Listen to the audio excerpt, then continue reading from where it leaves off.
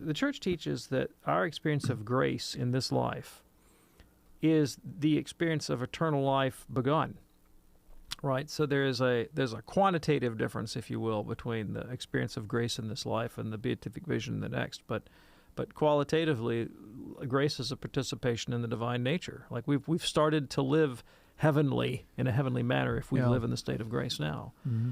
And so, Mother Angelica used to always make the point about, why would you want to go to heaven if you act like you hate God now? Like you don't want to be with God now, why would you want to be with Him later? Yeah. And so there's a kind of resonance that we can find between our spiritual experience in this life and the rewards we're promised in the next that goes beyond just the sort of calculus of merit and reward.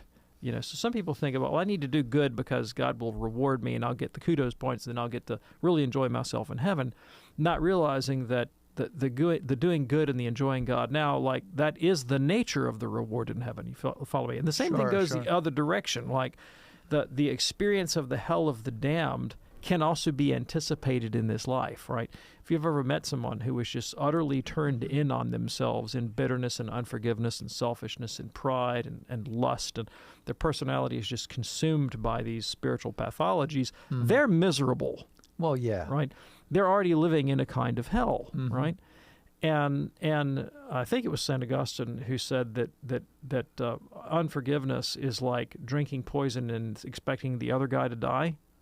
Yeah. So if you are harboring bitterness in your heart, you're kind of already experiencing something of the alienation of the damned, like to a small extent, but it's there in seed form. Yeah. And if you can experience the freedom of forgiveness in this life, you're already beginning to kind of experience the good of heaven by way of anticipation. And so if you want to know, like, well, can I be miserable and happy at the same time? Well, not in the same respect. No, you can't. No, right? No. Not in the same respect. You can't. Right? And so if I just, I really want to hold this grudge, doggone it. Well, I mean, you can do that. You can do that, but I mean, you're not. I mean, why would you expect? Again, like Mother Angelica would say, why would you want to go enjoy God in heaven if you won't enjoy Him here?